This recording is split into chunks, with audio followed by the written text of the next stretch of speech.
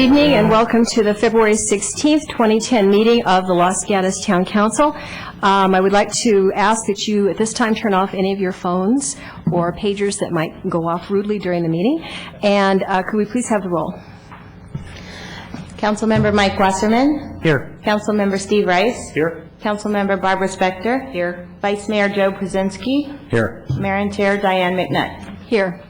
At each council meeting, we have a program called Future Leaders Program, in which we select one of many young people in our community who have great potential to be leaders, council members, and mayors in the future. And we have with us tonight, to help us do the Pledge of Allegiance, Ronan Shaw, who is a fourth grader at Hillbrook. I'm going to have him come up here in just a moment, but let me tell you a little bit about Ronan.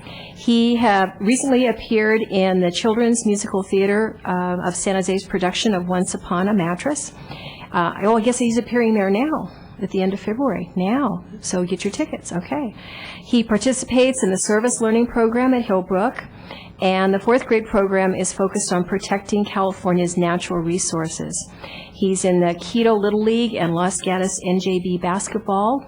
His family participates frequently in cleaning up the beach in Santa Cruz after July 4th and at other times of the year. And he had a very special opportunity recently to help celebrate his great-grandmother's 100th birthday in Juneau, Alaska. So I think that probably made a memory for him, and hopefully tonight we'll make another memory for him. So if you want to come up and lead us in the Pledge of Allegiance, if everyone could please stand.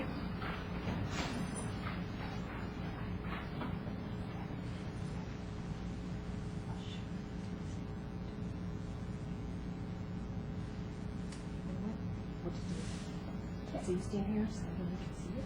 There we go. Okay, go. I pledge allegiance to the flag of the United States of America and to the republic for which it stands, one nation, under God, indivisible, with liberty and justice for all. Applause, please, for Ronan.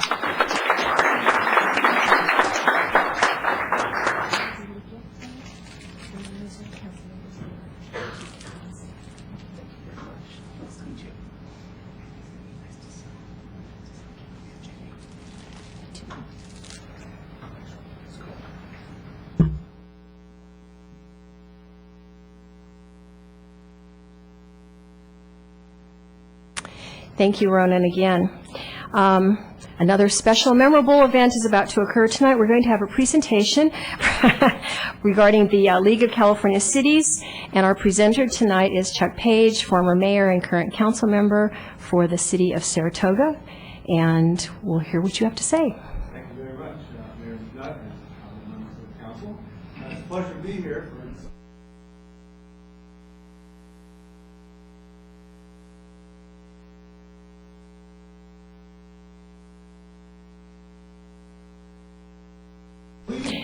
Chuck, I'm sorry, can you wait just a minute? Can we make sure his microphone's on? I'm not sure it is.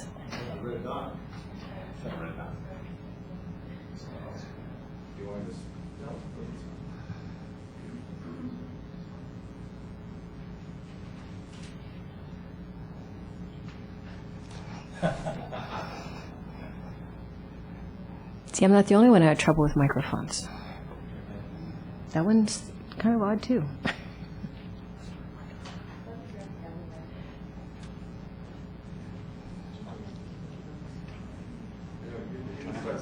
Yeah. No, it's going to go.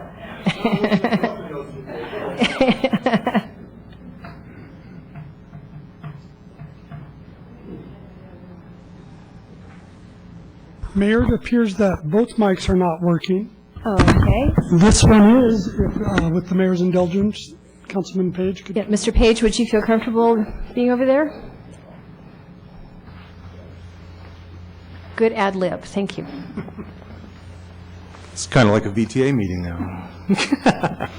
So the League of California Cities, as I know you all know, is an organization that every city in the state belongs to, and their primary focus is to help cities to retain their funding and to stand up for the cities when the legislature decides to do something that is, well, different than we'd like to see. They're up there in a shell, and they don't have citizens sitting in front of them when they make decisions, so sometimes they do things that may not be the best for all of us.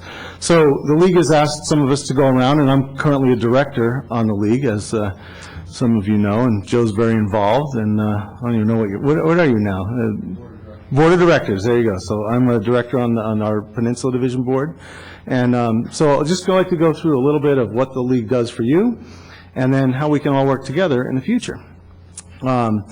These are some of the activities that we do. I'm going to, because I know you're short on time, you've got a heavy agenda later on.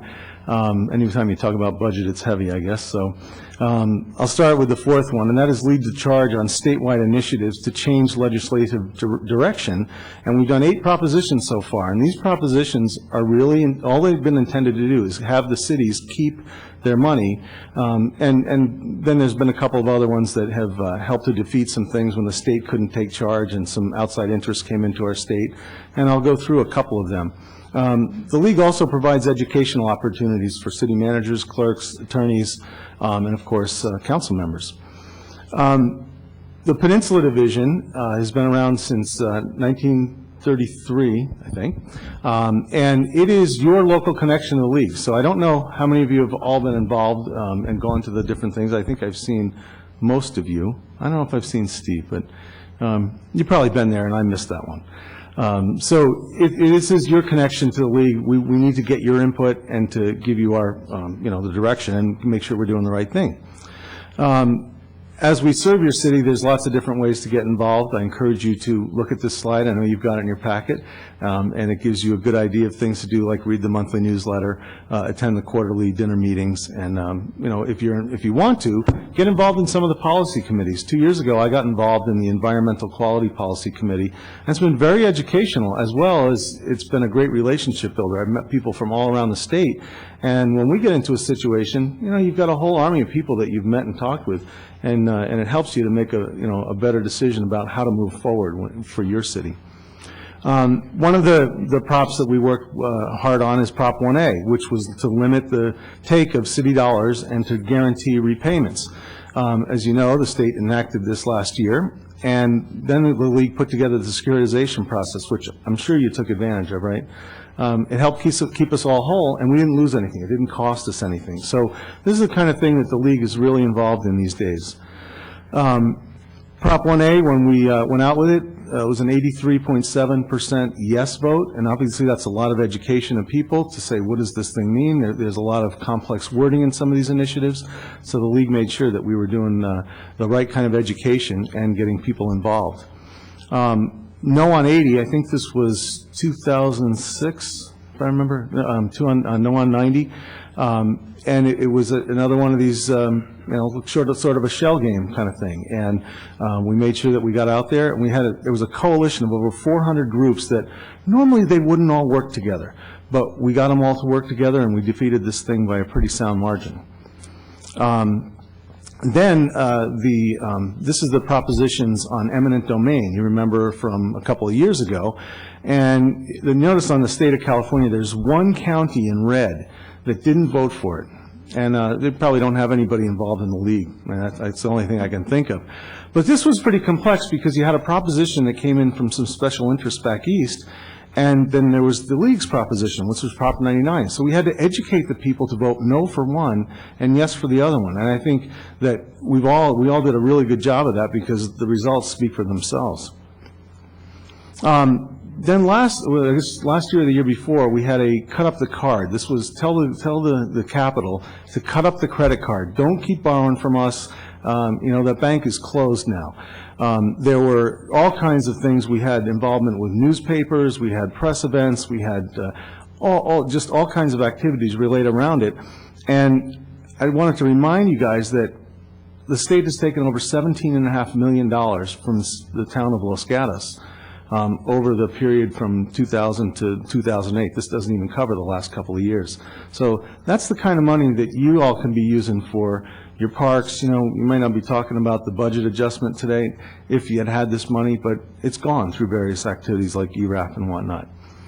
Now, obviously, the new quarterly annual budget that the state puts together it's no longer an annual process, it's a quarterly process if we're lucky. They're looking at gas tax revenue. They're looking at different areas to take money from us again. And I know in Saratoga, we use our HUDA money, the gas tax money, to repave our roads. That's how we do our pavement management program. I'm sure you do something similar with it. They're looking at RDA funds. I know you've got a great library coming, and I understand a lot of that was RDA funds. Imagine if you didn't have it. Your library wouldn't be able to be built. We want to make sure that this borrowing stops. So I'm here to ask you all to get involved, and this is a generic U. This is a U for the citizens of Los Gatos and also the council and any other special interests that you got out there or parties that would be interested. The League has put together another initiative this year. It's called the Californians to Protect Local Taxpayers and Vital Services.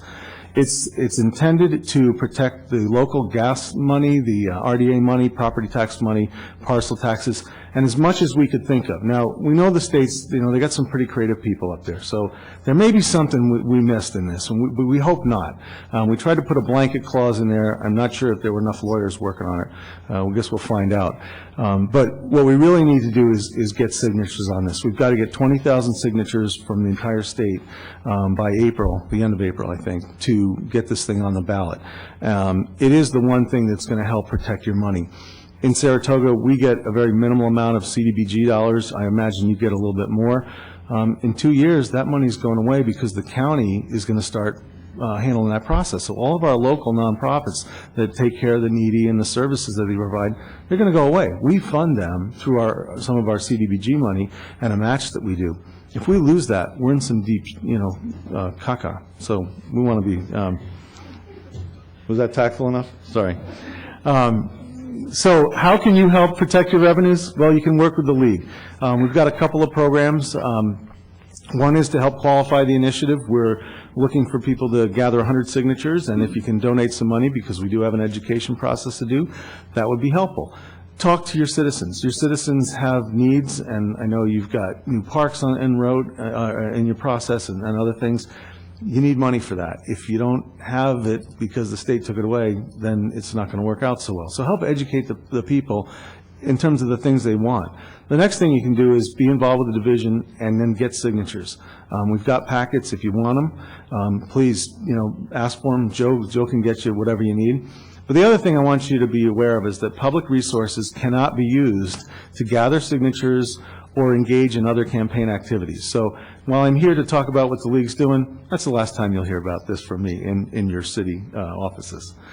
I urge you to please contact our regional public affairs manager, Rebecca Elliott, who I'm sure most of you know. And this is her address and our website, of course, where you can find out all you need to know about the Peninsula Division. So that's all I've got, and I'd love to answer any questions if you've got them, or Joe can. Thank you, Mr. Page. Council, do we have any questions of Mr. Page? Mr. Brzezinski? I'm going to make this very quick. First of all, I've sat through this presentation about 6 times now, and I think this is best in series. Okay, Councilmember Page indicated that we need 20,000 signatures. That's from the Peninsula Division. That's our division. Right. Statewide, we need actually almost 700,000. Oh, thank you. And to qualify 700,000 signatures, we need 1.1 million. And that's what the campaign's about right now. And as Councilman Page mentioned, April 15 is the due date on this. So we are vigorously engaged in the process. And all the thing says is put it on the ballot and see what the people want. Yes. That's really what it's about. Thank you. Any other questions? Thank you, Mr. Page. Thank you very much. Give our best to Saratoga and to the League. Absolutely. Okay, moving on the agenda, the next item is closed session report, but since we didn't have a closed session, I'm assuming there is no report. Okay. Council matters. Mr. Wasserman. Thank you, Madam Mayor. As the council's representative on the Guadalupe West Valley flood control and meeting last week, one of the issues brought up by the advisory committee was the proposition by the board for consideration on a proposed fee schedule for the issuance of encroachment permits and license fees, et cetera, et cetera. And the suggestion was made, well, I had some concerns about what was going on, and so at the end of the day, the suggestion was made that each representative from each city brings the information back to their council, has it distributed. So it's my intention to have the packet given to the manager for distribution to the council. And if you have any questions or thoughts on what you see, please pass them my way and I'll express them at the next meeting. Thank you. Mr. Pazinski. Thank you, Madam Mayor.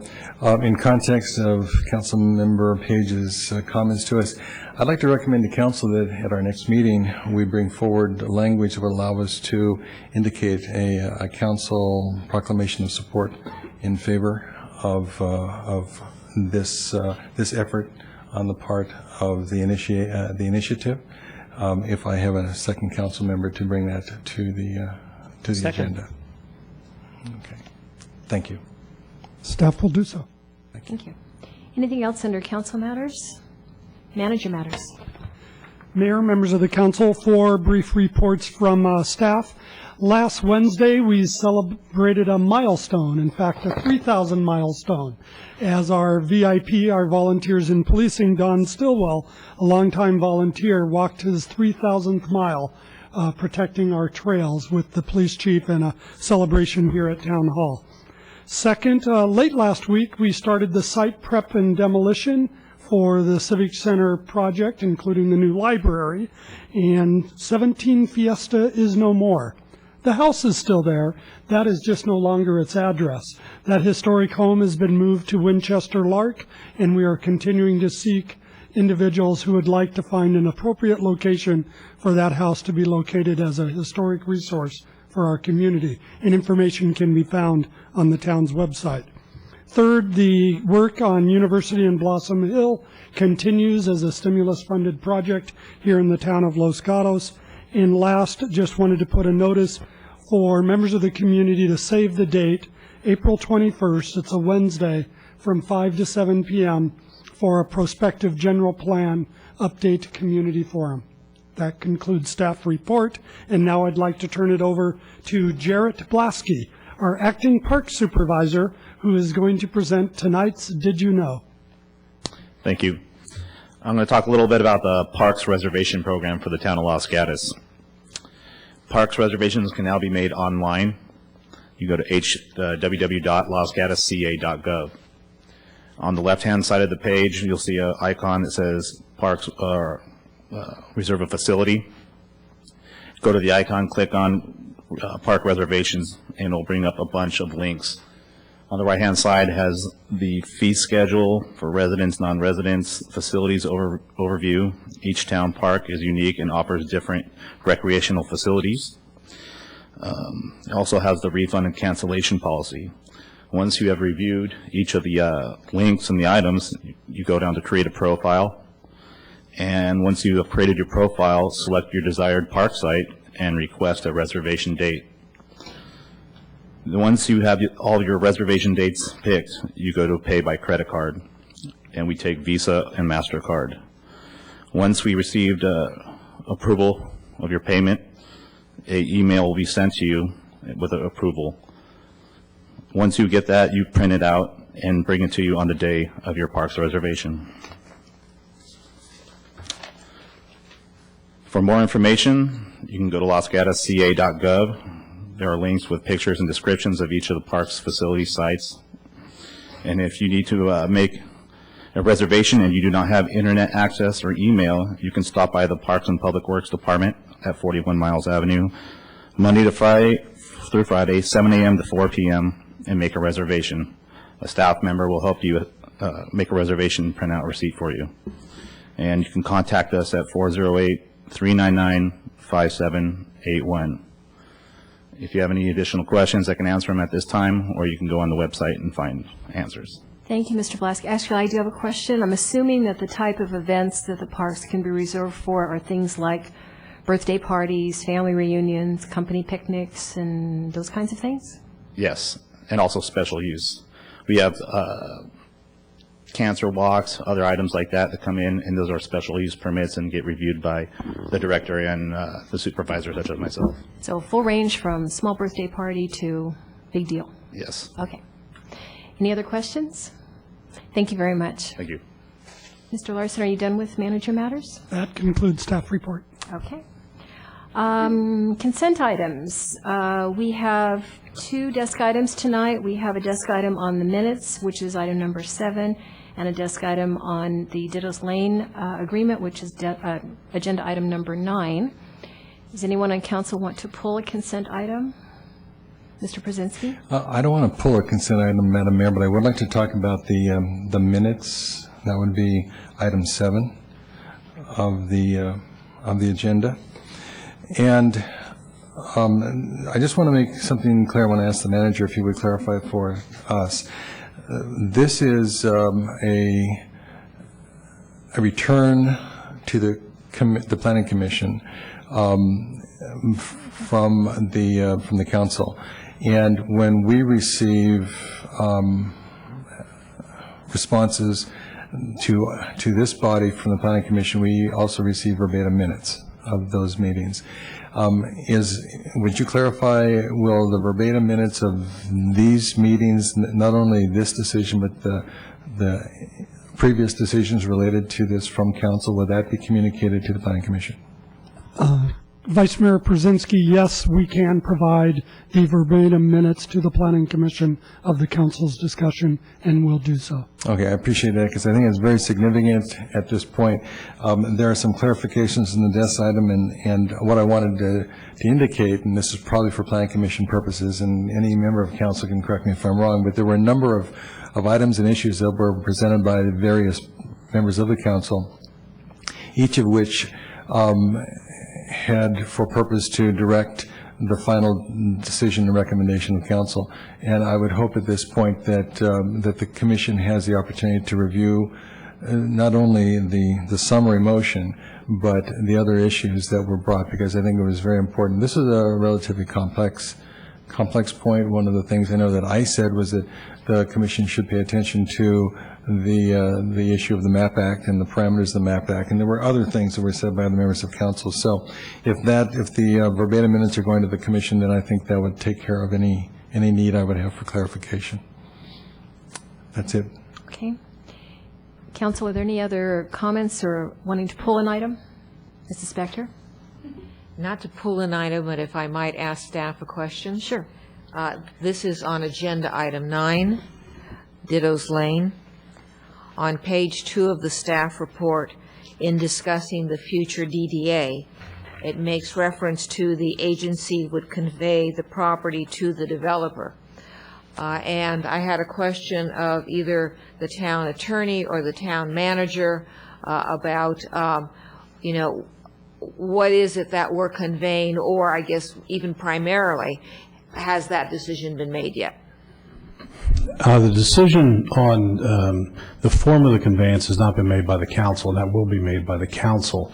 When you use the words convey, it can mean that you're actually transferring full fee title ownership. It could also be a lease. At this point, I think the initial discussions or deliberations with the Rome Corporation will be around the possibility of transferring the fee simple, but that would have to be approved by council and also be supported, for all the other deal points, preservation of the city's investment and things like that. So at this point, to answer your question, it has not been determined. It will be determined ultimately by the council in public session. Thank you. Okay, so we still have no items pulled, but we've had a couple of questions answered regarding that. Is there anyone in the public who would like to pull an item from consent? Seeing none, I'll look for a motion. I'll move approval of the consent items. Second. Any further discussion? All in favor? Aye. Passes unanimously. Now we move on to verbal communication. This is an opportunity for anyone here this evening to speak on an item not on tonight's agenda. If you would like to speak, please fill out a card, either in this or an upcoming agenda item, and bring it up. We have 2 cards to begin with, beginning with Lee Fago.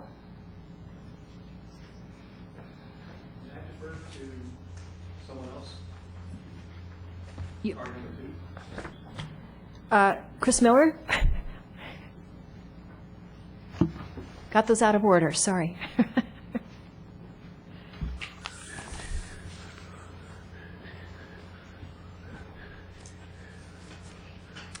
Good evening. So Chris Miller, Los Gatos resident. Tonight I'm representing Place for Teens as the board president, and I just wanted to thank the town of Los Gatos for their past and continued support of a Place for Teens and the amendment to the grant that you just approved in consent agenda. So appreciate that. It was a delight working with Regina and Greg and the rec department team to make that happen. So appreciate your support on that. Thank you. No questions. Thank you so much. We appreciate it. Mr. Vergo, did you want to speak also? Was it just the order, or you just wanted to defer to him? I'm going to bring up some colleagues, if I may. Please. Lee Fago, and I have two of the teen board members from A Place for Teens who would also like to speak. First of all, this is my 15th time in front of the town council, 15th annual.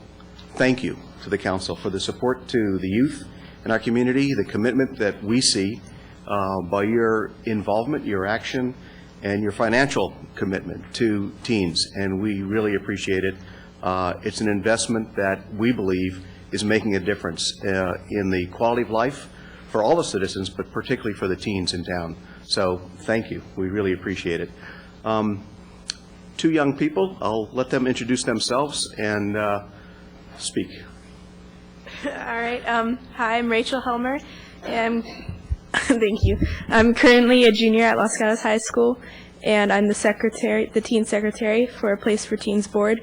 And I just want to say thank you for your continuous support, because honestly, without you guys behind us, without the whole town behind the venue, there wouldn't be a place where teens could hang out and have a safe environment, you know, where they could just hang out with all their friends and stay away from the bad things and have that help create a great environment for them. So thank you. Hi, I'm James. I'm the team president for the A Place for Teens board.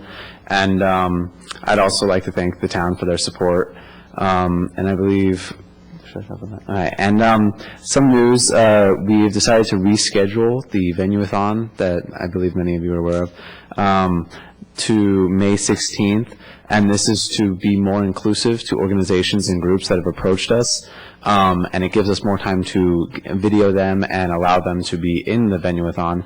And since we want the whole town to see this, and we want as many people to be involved as possible, and the community to see everyone involved, we decided this was a good date and gives us more time. Thanks. Thank you so much. Appreciate you coming down tonight. Thank you. Is there anyone else who would like to give us accolades or speak on anything else? Okay, seeing none, verbal communications is finished, and we will move on to agenda item number 12, which is fiscal year 2009-10 mid-year budget performance and status report. We will have a staff report followed by council questions of staff, followed by public comment, and then discussion by staff, and then we have two actions that can be taken as one motion. So you're on. Thank you, Mayor, members of the council. This is our annual mid-year budget review that we provide for the council.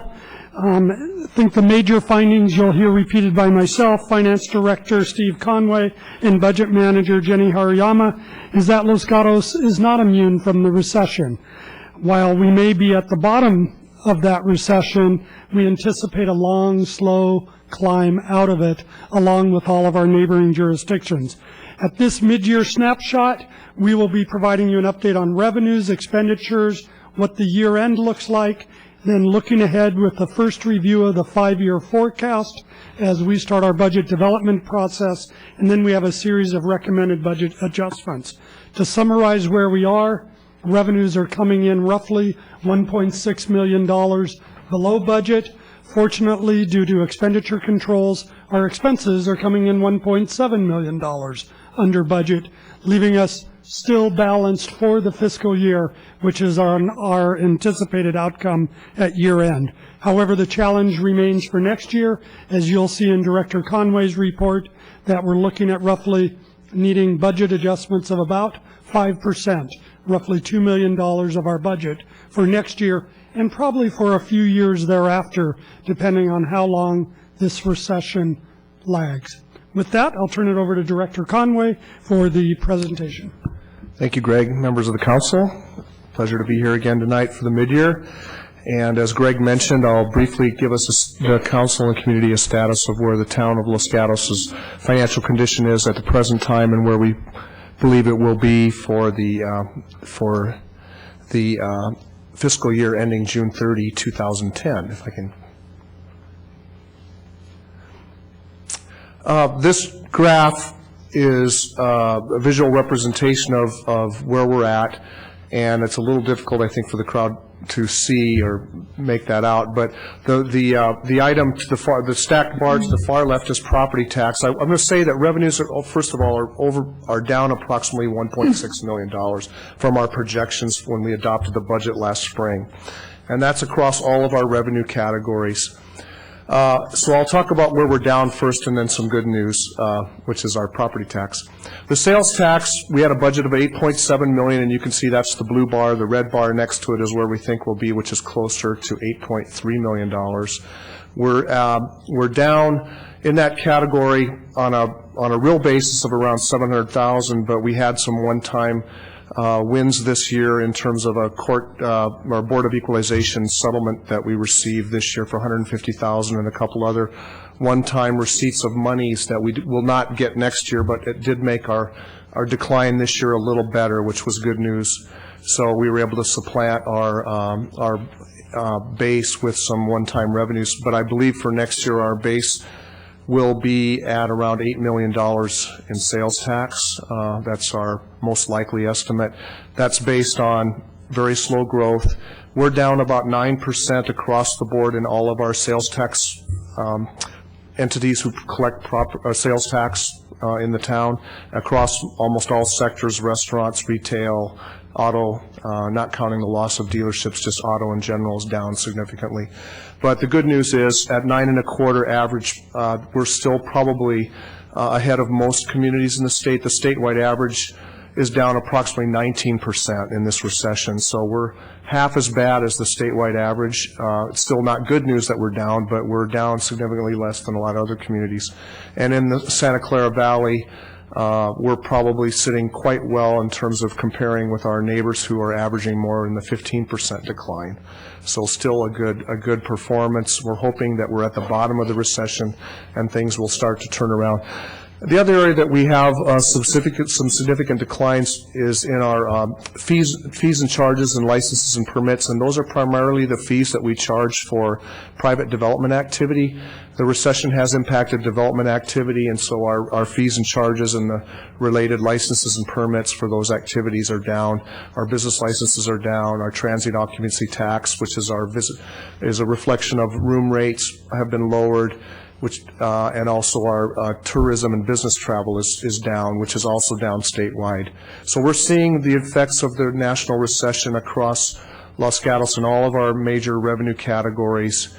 The one piece of good news I will provide council tonight is that we were very conservative when we estimated our property tax, and it's going to be it's interesting to say that we're, if you'll look at the first bar there, that the blue property tax was our adopted budget, and the red, or I guess it's a red color, is and it's showing we recommend an increase in property tax, and that increase is because I think we were a little overly pessimistic about our revenue. A number of our agencies in the property tax area used a 3 to 4% growth rate, and we used a 0 to 1% growth rate in this year, and I think we were just too conservative. So our actual collections for property tax are running a little ahead of our estimates. So we'll be recommending an adjustment to the positive of that for that amount. So we were very happy about that. And I think I've covered most of the big ones. So I would like to also talk a little bit about our expenditures. We also, as part of our budget process this year, we look at across all town departments and all service areas, library, police, all our different areas, and we ask the departments with their analysts to advise us about where they think they'll be by year end. And we're projecting, with all the strategic hiring freezes and the number of cost containments that we've installed in our budget this year with our furloughs and all the other things we've done, that we have matched this decline and actually matched it and actually exceeded it. We're projecting that we'll have $1.8 million in expenditure savings. So using rounding, the document that you have given to you tonight on page 12 for the fiscal year 9-10 projection shows that we estimate with our expenditure savings, even with the revenues being down substantially, will be in the $150,000 range. And that includes being able to set aside the $1 million that we do every year, for half of which goes to capital program and half of which goes to our revenue stabilization reserve, which we do that intentionally because that's our internet retail money that we don't want to program into services, because if that ever goes away, we would have a horrendous service level adjustment to have to make. So we take that $1 million and set that aside. Jenny Haryama, our budget manager, will be discussing some recommended budget adjustments to both revenues and expenditures later, so I won't get into the, she has a few more comments to make on that. But before we move to that, I'd like to tell us, I talked a little bit about where I think we'll be at the end of this fiscal year. And it's interesting to look at the upcoming 5 years. We've just updated our 5-year forecast. This is the same forecast and the same gap that council saw last spring at the council retreat, and it also matches pretty closely where we were last fall, but we wanted to update it with the latest and greatest information we had. And when we did update it and finish that early part or middle of last week, we still are projecting around $1.8 million shortfall next year. So we've began our 2010-11 budget assumptions with $1.8 million shortfall that we have to address. And then if we address that deficit with permanent solutions, we would have ongoing future shortfalls that we'll have to accommodate, and either through service level adjustments or revenue enhancements of whatever sort they may be. But it looks to us as though we have a continuing gap there. The red line is our expenditures, and the green line is our revenues. 11-12 is a challenging year because PERS rates are increasing 3% or more for our public safety officers, and that's related to the stock market loss that occurred 2 years ago now at PERS. They delayed the effects of that and said, we'll give cities some time to plan for it, but it does get implemented in the year 11-12, and that's built into that curve, which is the biggest reason why we see the gap sustaining such as it is, and why we're not making a lot of progress in closing that gap.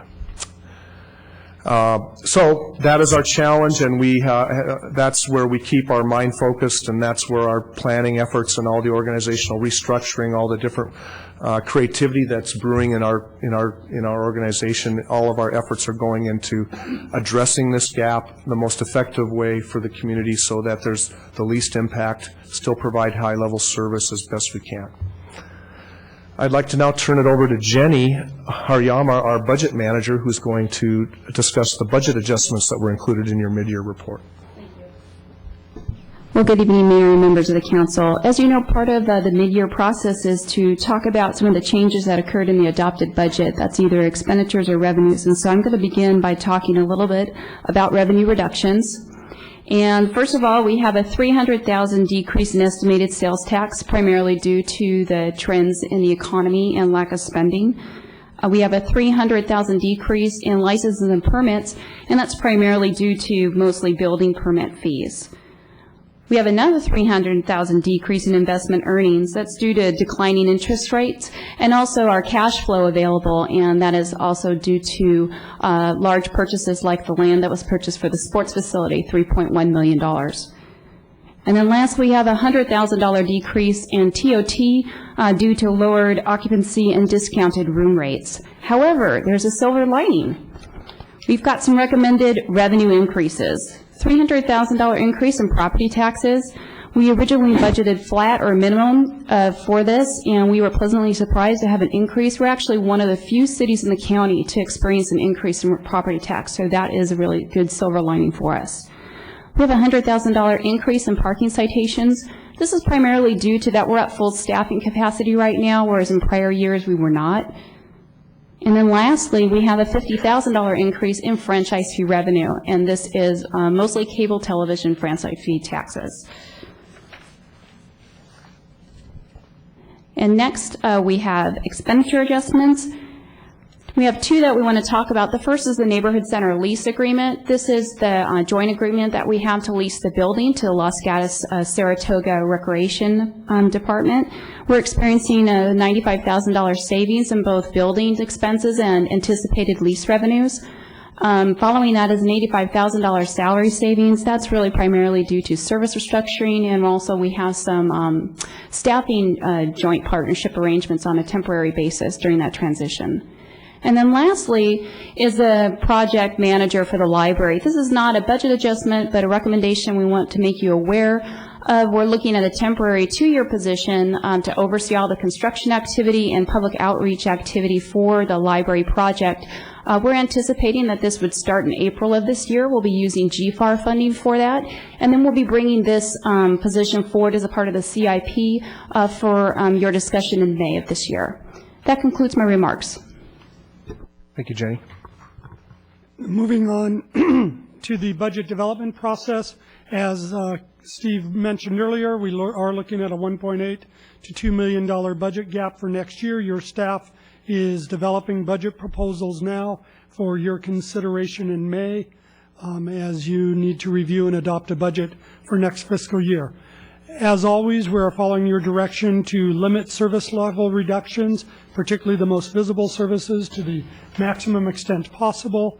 We are continuing with the cost allocation study that the council approved as part of last year's budget for this year to make sure all of our fees are moving towards cost recovery on a fee basis.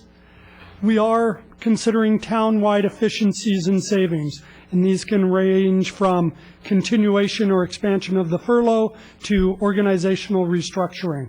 And we're looking for any opportunity to just wring more money out of the operating side of the organization. Plus, through work that the director is doing on our reserve policies, we're looking at our long-term risks and working with the human resources director on the rapidly rising costs of pension and medical costs for our organization and how we can best manage those in the future. That concludes staff report. Any of us, as well as your department directors, can answer any questions the council has. Thank all three of you. Very nice. We do have questions from staff, I believe, beginning with Vice Mayor Brzezinski. Questions of staff from council, beginning with Vice Mayor Brzezinski. All right. There may be a series of questions. I'll ask one, and then we'll move from there. To your graph of the 5-year update, Mr. Conway? Yes. What's the tool we're using to make these projections through 2015? The tool, well, this is for, I guess most of the committee would understand, this is a very large Excel file. We have information that we pull from our financial system, which is all the payroll and benefits, salary and benefit by employee across all of our different bargaining units.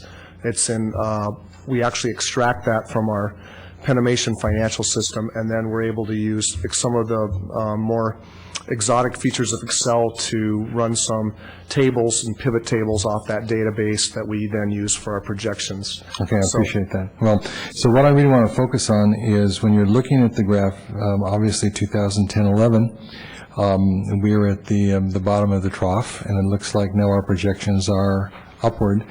The curiosity I have is basically the flat line from 2013-14 to 14-15 under our expenditures and a somewhat notable decrease in revenues. Why are we projecting those changes to what appeared to be an upward move in the scale to that point? Do we have any specifics that are forecasting that for us? In the year, which you're talking about, year 14? 14, 15, yeah. And I happen to see that their graph there, you're saying that it's flattening out. I see. Actually, I think 14, 15 is depressed. Slightly It's depressed. moving It may down just be a versus the graphing flattening. issue because my data actually, maybe it's just kind of a little difficult to see that. I do have the explanation for that. The revenue actually isn't declining. What happened is this graph is a revenue of this is a portrayal of all of our revenues, including our use of reserves. That last fiscal year, based on our latest information, is we will have used all of our reserve for capital monies that we set aside, and we put about $600,000 into the street program. After 5 years of $600,000 to $650,000 into the street program, in year 14 and 15, the piggy bank, if we don't replenish it, which I think we will because of the way we manage, but if we have to be conservative and assume this is what we have to spend on capital, it's around close to approximately $4 million. That gets spent out, and in year 14, 15, we ran out of money. So it takes a little dip there in that. Okay, so in effect, what we're looking at is worst case scenario if we move through all of those reserves. Correct. And from that point on, would we expect in 15, 16, 16, 17 that line would continue to now be depressed, or would there be? I believe it would gradually then start to take off Okay, again. so it's bimodal, basically. The first mode is down in the 10, 11 range, and then we're going to again hit a bottom in 14, 15, and then move up. Okay, because my concern is, since we're looking at long-range planning, if we continue to have our expenditures even flatline at that point, but the revenues continue to move south, then we would be looking at a much different situation than what you're projecting at this point. It's an anomaly of the last year when we Okay, ran out of I appreciate that, thanks. And if I may add, Vice Mayor, for the council, if you turn to page 7 of the staff report, in the bottom right corner of the 5-year forecast, you'll see the $600,000 to $500,000 swing that Steve just mentioned. In that last column, you won't see the $550,000, about 4 lines up from the bottom. And that's really that drop in revenue, is that money being transferred. Now, on the positive news, we are continuing to take half of the Netflix money and allocate it to GFAR. So if we end up this year where we think we will, with half of the Netflix money going to revenue stabilization and GFAR, we will have covered that year 5 that currently shows nothing. But we can't do that till the end of the year, and we know where we are. We didn't want to count our proverbial chickens before they had hatched, but we hope that we'll have $500,000 to add to that reserve, which we could then use to fund our capital program in that 5th year. Sounds like a plan. It's this is more of a conservative portrayal, but we only wanted to count the actual cash we know we have in the bank to do our capital program. All right, I appreciate that. You're welcome. Other questions from council? Mr. Rice. The question I have deals with the $8,000 increase on credit card fees due to the increased number of transactions.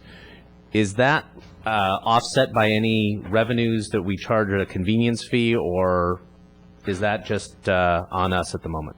Right now, that's a cost of us doing business and providing that service to our community.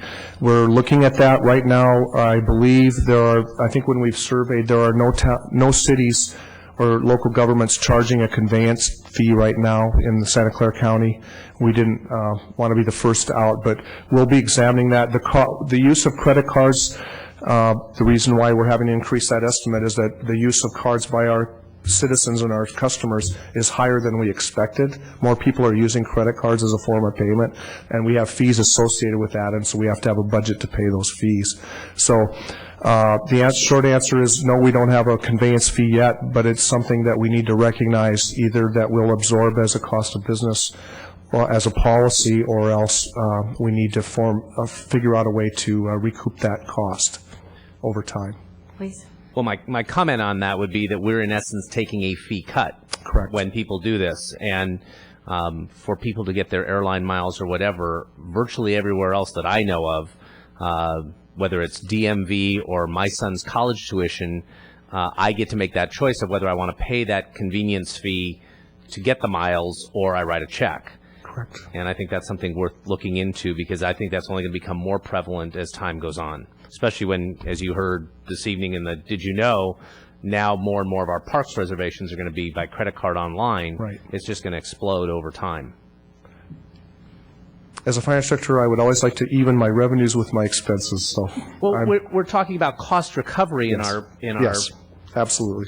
process, and that really is just a cost recovery. We're not trying to increase fees to anybody. No, We're it's just recover your cost. Exactly. Thank you. Mr. Wasserman? Thank you, Madam Mayor. Nice report as always, Mr. Conway. Appreciate that. I was just thinking about the option, Mr. Rice, of paying your income tax with a MasterCard as well, and IRS charges a fee. Absolutely. Two questions, if I may. One is on what I would call your page 6, has to do with the $100,000 increase in parking citation revenue, and it was commented that we were up to full strength on that.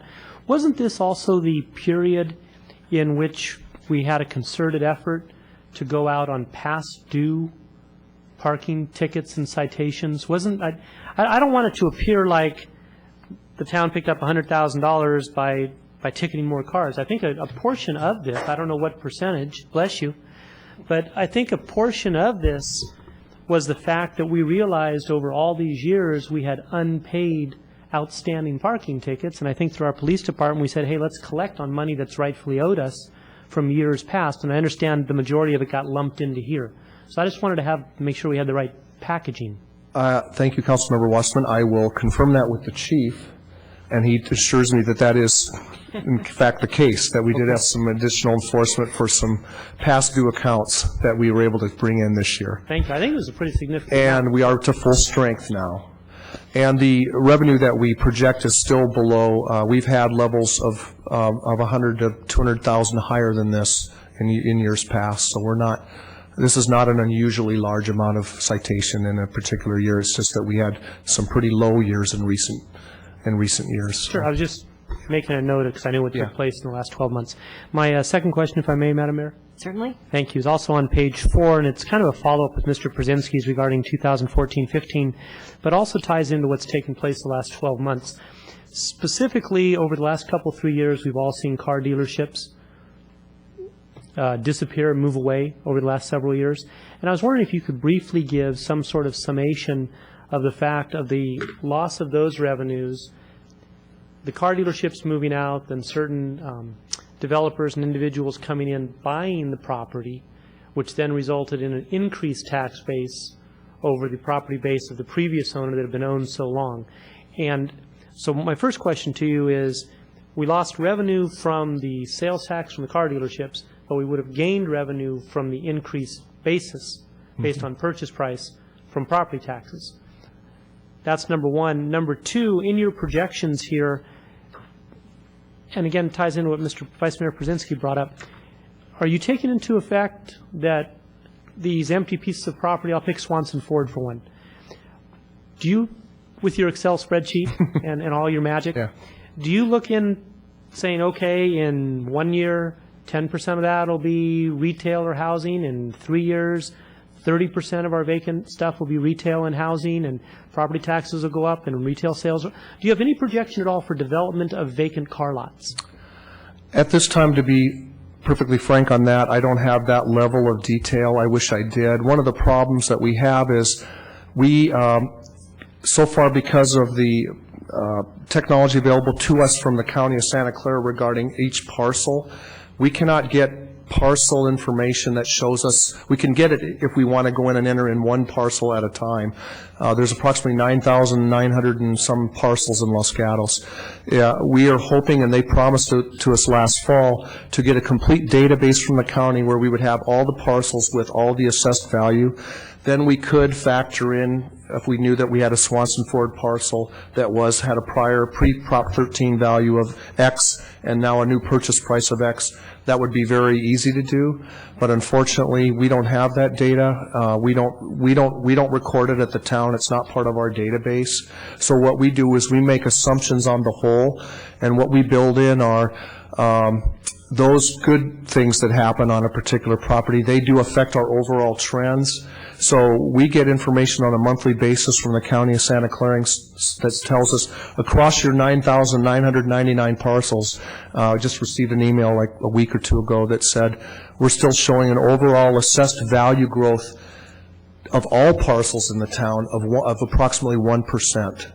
Okay. We use that as our factor of taking property tax forward, realizing that there's these individual.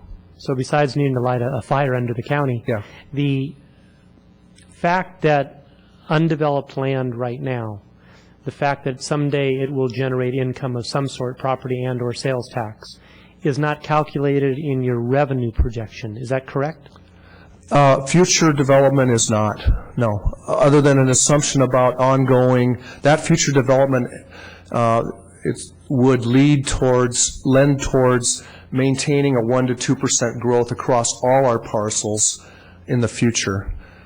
If that kind of,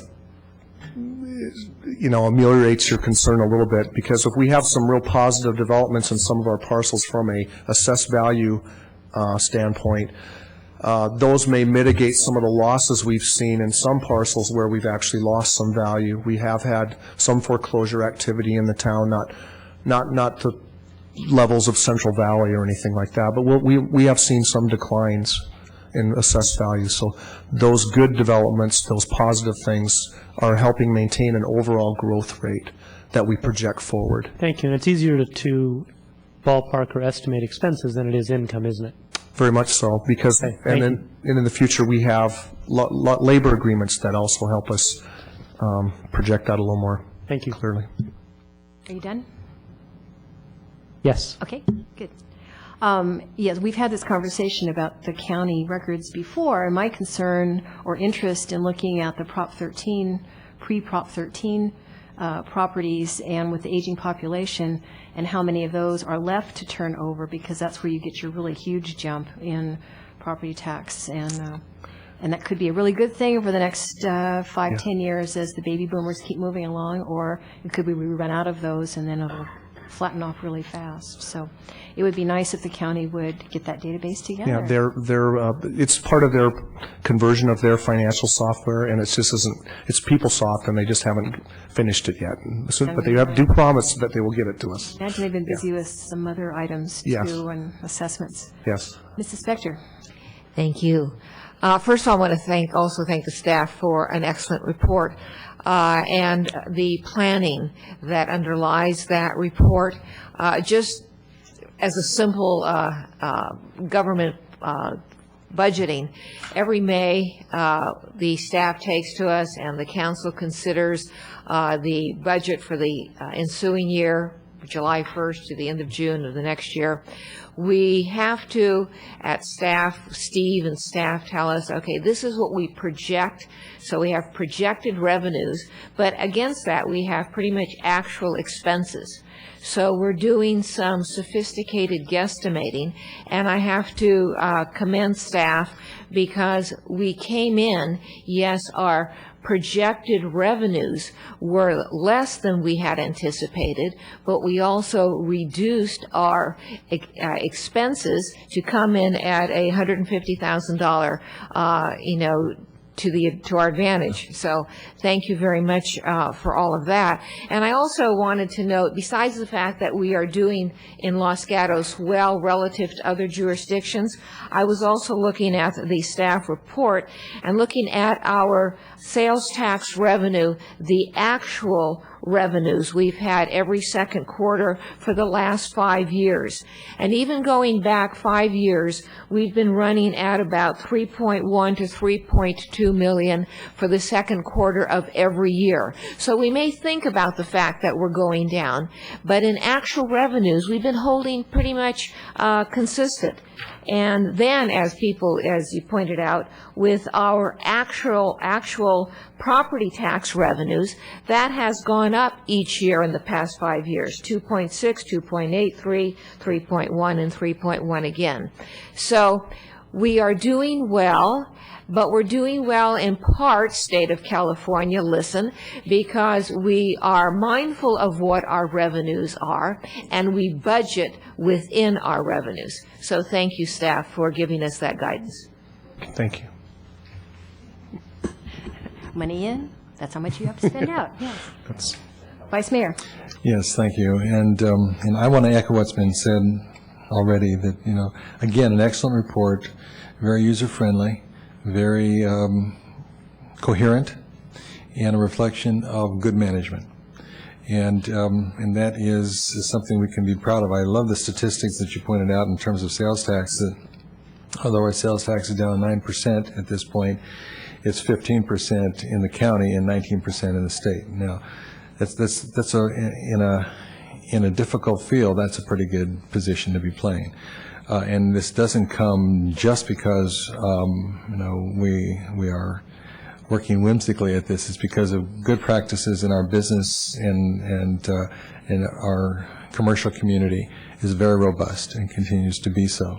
And I think we need to always remember to commend the commercial sector of our community for the work they do to deliver a product that's very interesting, exciting, and appropriate to the Valley's needs, not only our community's needs. One thing I do want to talk about is in terms of the expenditure trends. On page 5 of the staff report, under operating expenditure trends, we continue to talk about, as we have for the last number of years, our, for want of a better term, belt tightening when it comes to our personnel. And the note, these efforts were in addition to the 23 positions defunded in previous years. And my concern is, every time we do this, every time we look at another 5%, at what point have we really reached the bottom? Have we really come to a point where now service delivery is going to be significantly curtailed either immediately or not so obviously, but over time, because we've just run out of personnel? And that, to me, is a major concern of mine. I know it is of the rest of the council as well. I know it's something we're probably going to address at our retreat this weekend. But I just want to be aware of there's got to be some kind of what would you say, magical ability on our part to know when we've reached that point.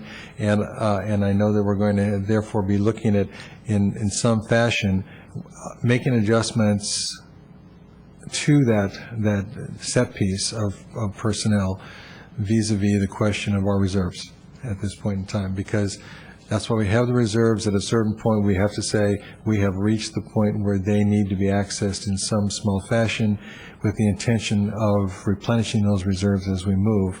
But I would like you to make some comment about that, Mr. Conway, if you would. Okay, Councilmember Brzezinski, that's a great point, and I know on our budget discussions, and the town manager can also chime in, but I know we're very sensitive to service level and service level interruptions or reductions. That's the number one, I'd say, the number one priority in all of our discussions as we work with the budget manager, Jenny, to craft the proposed budget for next year. And that is always, we were well aware of council's concern in that area, and that will be our primary emphasis. And I can say that as we look forward to next year, we do have the revenue stabilization reserve, and when we initiated that reserve, the thought was if we had economic downturns, we could appropriately utilize some of those funds, and that may be some of our solution. We have a $2 million solution, and it's going to be a combination of, my best guess would be a combination of either revenues, service level adjustments, not necessarily overall, they might be seen somewhat as a reduction, but we think they would be manageable, that the community could manage through them without too much concern. And then there may be some recommended level of reserve use, because we know we're in a historic moment where we do think we're hitting the bottom and we're going to come out of this, because we're down across all our sectors, and I expect that will turn around as the economy improves. And so I think that is what will be, that's one of that's in our tool set.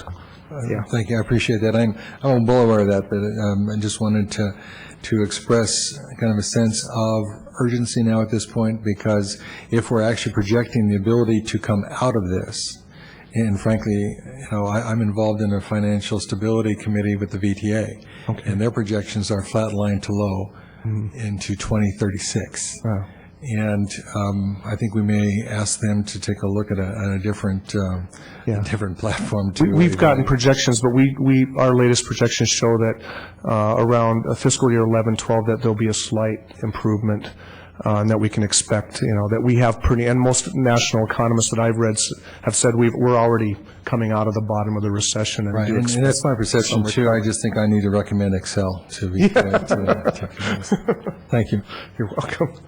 Any other questions from council at this time?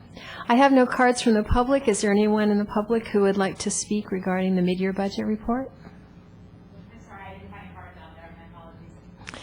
Okay. For the public record, my name is Jessica Garcia Cole, and I'm the Associate Director with the Housing Trust of Santa Clara County. We were very fortunate this year to receive an allocation as a mid-year budget revision, and I wanted to thank the town of Los Gatos for your support. Since 2001, when we began making loans for the Housing Trust, we've served over 7,800 families. And for those of you who are less familiar with the work that we do, we address the full range of housing needs in Santa Clara County, from homelessness prevention to home ownership to increasing the supply of affordable housing for seniors and working families and special populations throughout the county. For our first-time homebuyers program alone, we've served 628 city and county employees. And I'm just going to repeat that again because this is a new figure that we found this week. 628 employees in Santa Clara County have become new homeowners with funds from the Housing Trust of Santa Clara County. So I want to thank you again for your past and continued support. I want to thank you for being part of our success. And as we launch our latest fundraising campaign, 1,000 Homes, 1,000 Families, we look forward to working with you over the next 2 years to serve another 1,000 families. Thank you. Thank you. Is there anyone else who would like to speak? In that case, council, we do, if you have no further questions or discussion, we do have some action items to accept the report and to authorize the budget adjustments, and these can be taken as one motion if you so choose. Madam Mayor? Vice Mayor? I would move both to accept the mid-year second quarter budget performance status report and to authorize the budget adjustments as recommended. Second. And there's a second. Is there any further discussion? All in favor? Aye. Aye. Motion carries, and we are out of agenda items, and therefore we're adjourned.